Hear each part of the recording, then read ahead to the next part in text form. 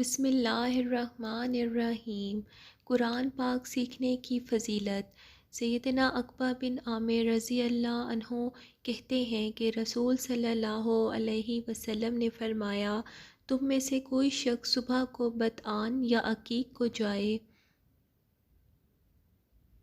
اور وہاں سے بڑی بڑی کوہان کی دو اونٹنیاں بغیر کسی گناہ کے اور بغیر کسی رشتہ دار کی حق تلفی کرے لے کر آئے، تو ہم نے عرض کی، یا رسول اللہ، ہم سب یہ چاہتے ہیں۔ پھر آپ صلی اللہ علیہ وسلم نے فرمایا کہ تم میں سے ہر ایک مسجد کو کیوں نہیں جاتا،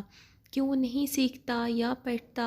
اللہ کی کتاب کی دو آیاتیں جو اس کے لیے دو اونٹنیوں سے بہتر ہیں، اور تین آیاتیں جو تین اونٹنیوں سے بہتر ہیں، اور چار آیاتیں جو چار اونٹنیوں سے بہتر ہیں، اسی طرح جتنی آیات ہوں اتنی اونٹنیوں سے بہتر ہیں۔